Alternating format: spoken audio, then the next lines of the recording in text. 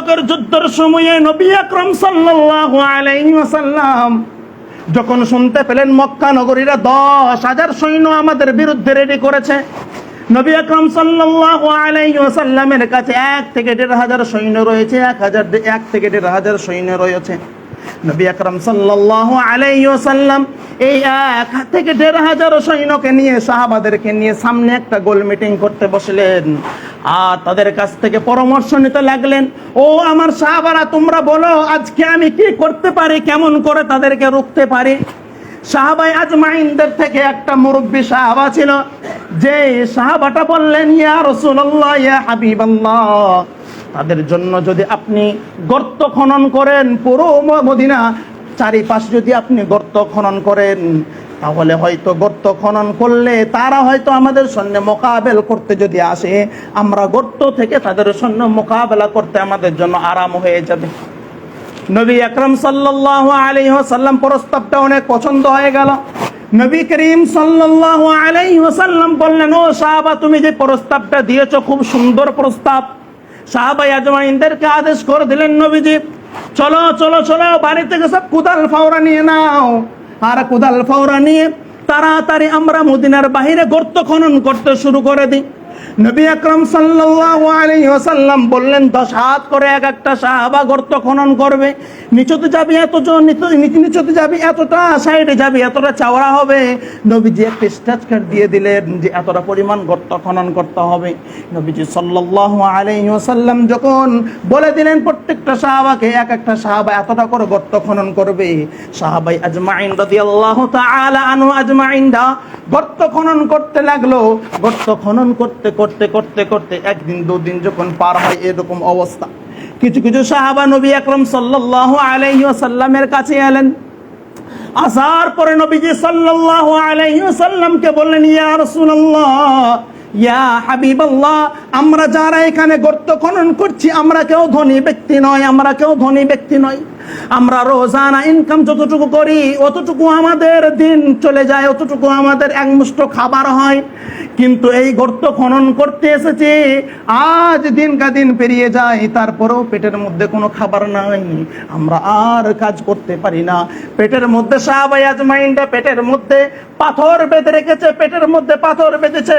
নবী আকরাম সাল্লাল্লাহু আলাইহি ওয়াসাল্লামকে জিজ্ঞাসা বলেন, ইয়া রাসূলুল্লাহ, দেখেন আমাদের পেটের দিকে তাকিয়ে পেট এবং পেট আমাদের একসাথে লেগে গিয়েছে। নবী করিম সাল্লাল্লাহু আলাইহি ওয়াসাল্লাম দেখলেন, এ জাবের, তোমার পেটের মধ্যে কয়টা পাথর বাঁধা আছে? হযরত জাবের রাদিয়াল্লাহু তাআলা আনহু বললেন, ইয়া রাসূলুল্লাহ, আমার পেটের মধ্যে একটা পাথর বাঁধা। নবীজি সাল্লাল্লাহু আলাইহি ওয়াসাল্লাম বললেন, জাবের, তাহলে একবার আমার জুব্বাটা তুলে একবার তোমাকে দেখিয়ে দে। নবী করিম সাল্লাল্লাহু আলাইহি ওয়াসাল্লাম তিনার জুব্বাটাকে তুললেন, আর তোলার পরে জাবের বিন আব্দুল্লাহকে দেখালেন, ওই জাবের বিন আব্দুল্লাহ, একবার আমার পেটের দিকে তো তাকাও। জাবের বিন আব্দুল্লাহ যখন নবীর পেটের দিকে তাকালো, তখন নবীর পেটের দিকে তাকিয়ে দেখলেন নবীর পেটে একটা পাথর নয়, দুইটা পাথর নবীর পেটের মধ্যে বাঁধা আছে। সুবহানাল্লাহ, দুইটা পাথর নবীর পেটের মধ্যে বাঁধা আছে। জাবের বিন আব্দুল্লাহ রাদিয়াল্লাহু তাআলা আনহু সাহাবায়ে আজমাইনরা যখন দেখলেন নবীর পেটে এত, নবীকে ক্ষুধা, এত নবীকে তৃষ্ণা পেয়েছে, পানির তৃষ্ণা পেয়েছে, নবী তারপরেও বলে না যে আমি এত কষ্টের মধ্যে আছি। নবী আকরাম সাল্লাল্লাহু আলাইহি ওয়াসাল্লাম সাহাবাদের সঙ্গে সমানে কাজ করছে।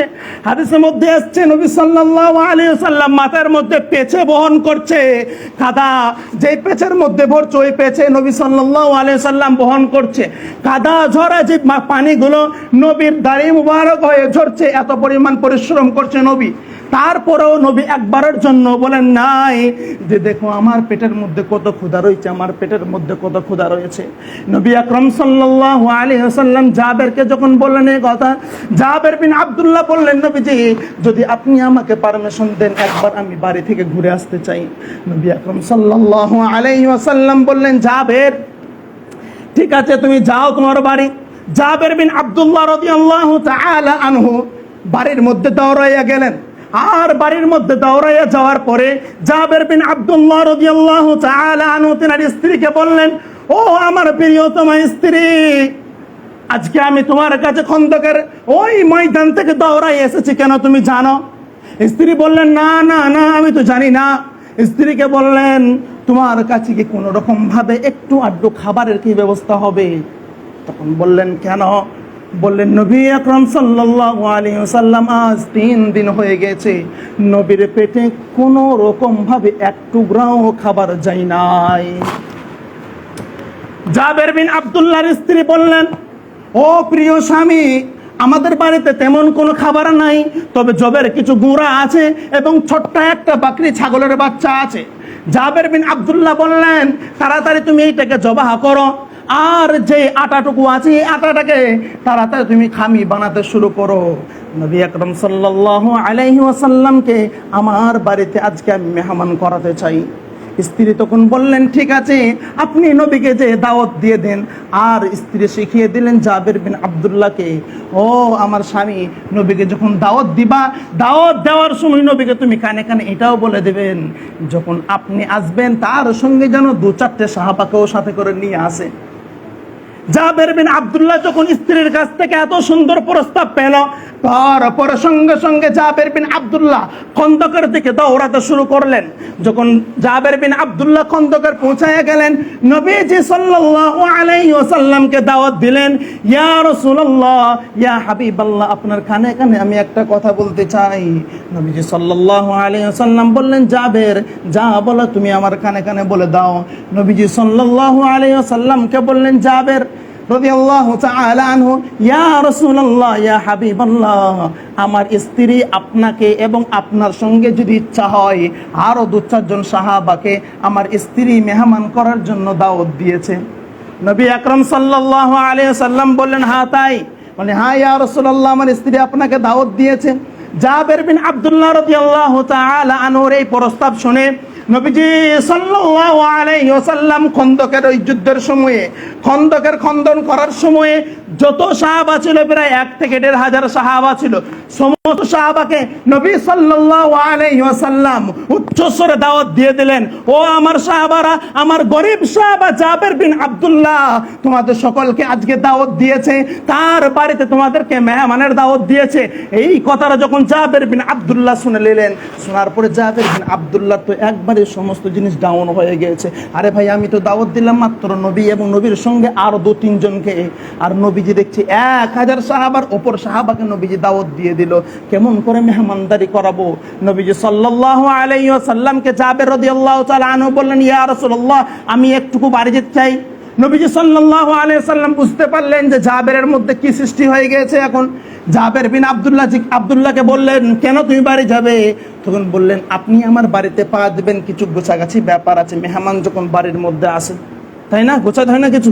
বাড়িতে মেহমান কি করতে হয়? একটু গোছাগুছি করি, তো সাজাসুজি করি। তো আপনি যখন আমার বাড়িতে যাবেন, তো একটুকু বাড়িটাকে গুছিয়ে নিয়ে ঠিকভাবে। নবীজি সাল্লাল্লাহু আলাইহি ওয়াসাল্লাম বুঝতে পারলেন, মুচকে একটা হাসি দিলেন, আর বললেন, জাবের, যাও যাও, তোমার বাড়ির মধ্যে যাও। জাবের বিন আব্দুল্লাহ রাদিয়াল্লাহু তাআলা আনহু যখন বাড়ির মধ্যে এলেন, আর বাড়ির মধ্যে আসার পরে তিনার স্ত্রীকে বললেন, ও আমার প্রিয়, তোমার স্ত্রীর সর্বনাশ হয়ে গেছে। তিনার স্ত্রী জিজ্ঞাসা করলেন, কি সর্বনাশ হয়ে গেছে? জাবের বিন আব্দুল্লাহ রাদিয়াল্লাহু তাআলা আনহু বললেন, তুমি বললে নবী এবং নবীর সাথে আরো 2-3 জন সাহাবাকে দাওয়াত দিতে, কিন্তু নবীজি সাল্লাল্লাহু আলাইহি ওয়াসাল্লাম আমার প্রস্তাব পাওয়ার পরে নবীজি সাল্লাল্লাহু আলাইহি ওয়াসাল্লাম সমস্ত সাহাবাদেরকে দাওয়াত দিয়ে দিয়েছেন।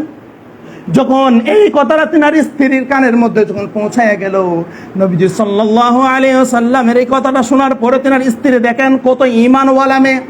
তিনি তিনার স্বামীকে বললেন, দাওয়াতটা আপনি দিয়েছেন না নবী দিয়েছে? আর এই 2-3 জন দাওয়াতটা আপনি দিয়েছিলেন নবীকে, না কে দিয়েছিল? বলছি, 2-3 জনের দাওয়াতটা আমি নবীকে দিয়েছিলাম, আর সমস্ত সাহাবাদের দাওয়াতটা কে দিয়েছে? বলছে, নবী দিয়েছে।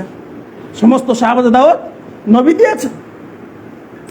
তিনার স্ত্রী তখন বললেন, যদি সমস্ত সাহাবাকে দাওয়াত যদি নবী দিয়ে থাকে, তাহলে আমার কোনো ইয়ার মধ্যে দুঃখ নাই, কারণ নবী আকরাম সাল্লাল্লাহু আলাইহি ওয়াসাল্লামের দ্বারাতে রব্বুল আলামিন নতুন একটা বরকত আমার বাড়ির মধ্যে আনতে চলেছে। সুবহানাল্লাহি বিহামদিহি, নতুন একটা বরকত আমার বাড়িতে আসতে চলেছে। আমি তো খুশি।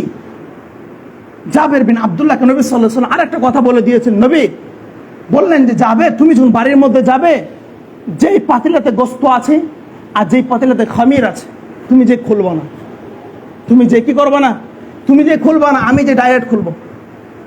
হযরত জাবের রাদিয়াল্লাহু তাআলা আনহু খুললেন না, নবী করিম সাল্লাল্লাহু আলাইহি সাল্লাম চলে এলেন। আসার পরে নবীজি সাল্লাল্লাহু আলাইহি সাল্লাম বলেন, জাবের তাড়াতাড়ি পাতিলা দুটো নিয়ে আসো। নিয়ে এলেন।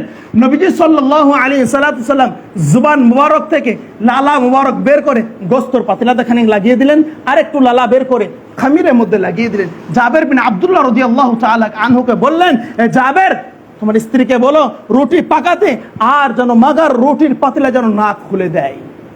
গোস্ত পাকাতে বলো, গোস্ত পাকানোর সময় হাতটাকে এইভাবে দিবে আর গোস্তটাকে পাকাবে, গোস্ত দেওয়ার সময় যেন পাতিলা সম্পূর্ণ না খুলে দেয়। নবী আকরাম সাল্লাল্লাহু আলাইহি ওয়াসাল্লাম মানা করলেন। নবীজি সাল্লাল্লাহু আলাইহি ওয়াসাল্লাম বললেন, জাবের, আমি আজকে আমার নিজের হাতে বিতরণ করব সমস্ত সাহাবাদের খাবার। হযরত জাবের রাদিয়াল্লাহু তাআলা আনহুকে বললেন, জাবের, পাকানো যদি হয় তো আমার সামনে নিয়ে আসো। হযরত জাবের রাদিয়াল্লাহু তাআলা আনহু যখন সামনে পাতিলা নিয়ে চলে এলেন, নিয়ে চলে আসার পরে নবীজি সাল্লাল্লাহু আলাইহি ওয়াসাল্লাম সমস্ত সাহাবাদেরকে বলে লাইন দেওয়ার জন্য। সমস্ত সাহাবারা লাইন দেয়। নবীজি সাল্লাল্লাহু আলাইহি ওয়াসাল্লাম খামির রুটি নেই আর গোস্ত নেই, সমস্ত সাহাবাদেরকে একের পর এক দিতেই থাকে। সমস্ত সাহাবারা শেষ। সাহাবাদেরকে ফের নবীজি এলান করলেন, ও আমার সাহাবারা, তোমরা কেউ কি আছো যে মনে হচ্ছে একটু খাবারের প্রয়োজন আছে? যদি প্রয়োজন পড়ে নিয়ে যাও, পেট ভরে খাবার খাওয়াচ্ছে। নবীজি সাল্লাল্লাহু আলাইহি সাল্লাম এই আদেশ মোতাবেক সাহাবায়ে আজমাইনরা পেট ভরে খাবার খেলেন, আর নবীজি সাল্লাল্লাহু আলাইহি সাল্লাম নিজেও খেলেন। খাওয়ার পরে জাবের বিন আব্দুল্লাহকে বললেন, হে জাবের, একবার পাতিলা দুটো খুলো তো, একবার পাতিলা দুটো খুলো। নবীজি সাল্লাল্লাহু আলাইহি সাল্লামের কথা শুনে পাতিলা দুটো খুললেন। সুবহানাল্লাহ, সুবহানাল্লাহ। যখন পাতিলা খোলার পর দেখছে যেই পরিমাণ গোস্ত ছিল, যেই পরিমাণ খামির ছিল, অতটুকুই রয়ে গেছে। সুবহানাল্লাহ বলবেন না? অতটুকুই রয়ে গেছে। নবীজি সাল্লাল্লাহু আলাইহি সাল্লাম বললেন, জাবের, যদি আজকে পাতিলা যদি না খুলতাম, পুরো মদিনা শহরের সমস্ত মানুষকে খাইয়ে দেওয়া হতো, তারপরও তোমার এই মাংস আর তোমার এই খামিরের আটা কখনো খতম হতো না। নমুনা দেখিয়ে দিলেন নবী, সামনে দেখিয়ে দিলেন রহমত। আমরা যে মুসলমান, আমরা বলি যে আমরা এমন নবী পেয়েছি, আরে আমাদের জন্য গর্ব আমাদের নবী। আমাদের জন্য কে গর্ব? আমাদের নবী। এই নবীর জন্য কিয়ামতের ময়দানে আমরা জান্নাতে চলে যাব, এই নবীর জন্য যাব আমরা, আমাদের কোনো আমলের জন্য নয়। নবী আমাদের জন্য রহমত। এই কারণে তো আল্লাহ তাআলা বলেন যে আমা আরসালনাকা ইল্লা রাহমাতাল লিল আলামিন, তোমাদের জন্য রহমত হিসাবে, তোমাদের জন্য বরকত হিসাবে কাউকে পাঠাই নাই, পাঠিয়েছি কাকে? নবী আকরাম সাল্লাল্লাহু আলাইহি সাল্লামকে। যেই নবী তোমাদের জন্য ওই দোয়াটাকে নষ্ট করে নাই, যেই দোয়াটাকে আমি আল্লাহ দিয়েছিলাম। ইচ্ছা করলে নষ্ট করতে পারতো, ইচ্ছা করলে নিজের দোয়াকে পৃথিবী থেকে নিজেকে বাঁচানোর জন্য, সেফটি করার জন্য করে দিতে পারতো, কিন্তু করেন নাই। শুধু উম্মতের মুখপানে তাকিয়ে যে কিয়ামতের ময়দানে আমার উম্মত যখন এত ফাঁসা ফেসে যাবে, চারিদিকে ফেসে যাবে, তখন আমি নবী আল্লাহর আরশে আজিমের কদমে সিজদারত অবস্থায় পড়ে আল্লাহর কাছে কাঁদবো, আর আল্লাহকে বলবো যে আল্লাহ, আমার এই উম্মতগুলোকে তুমি মাফ করে দাও। আর আল্লাহ, আমার উম্মতগুলো, আমি যখন দোয়া করব, আর আল্লাহ তাআলা আমার দোয়ার প্রতিফলে আল্লাহ তাআলা বলবেন, হে নবী, তুমি তোমার মাথা তুলো আর তোমার উম্মতগুলোকে সবকে তুমি একটা একটা করে জান্নাতে নিয়ে যাও। আমরা যে নবী পেয়েছি, আমাদের জন্য খুশি না? খুশি। সেই কারণে নবী আকরাম সাল্লাল্লাহু আলাইহি সাল্লামের ওপরে আমাদের ভরসা রাখা দরকার। যে নবী পেয়েছি, এই নবীর ওপরে আমাদের আস্থা রাখা দরকার। নবী যে সুন্নত দিয়েছে আমাদেরকে, সুন্নত আমাদেরকে জিন্দা করা, আঁকড়িয়ে ধরা আমাদের জন্য খুবই প্রয়োজন। সেই কারণে আল্লাহর হুকুম এবং নবী আকরাম সাল্লাল্লাহু আলাইহি সাল্লামের তরিকা, এই দুটো জিনিসকে আমরা আঁকড়ায় ধরবো ইনশাআল্লাহ। আল্লাহ রাব্বুল আলামিন আমাদের সকল কবুল করুক। আমিন। ওয়া আখির দাওয়ানা আনিল হামদুলিল্লাহি রাব্বিল আলামিন। আসসালামু আলাইকুম।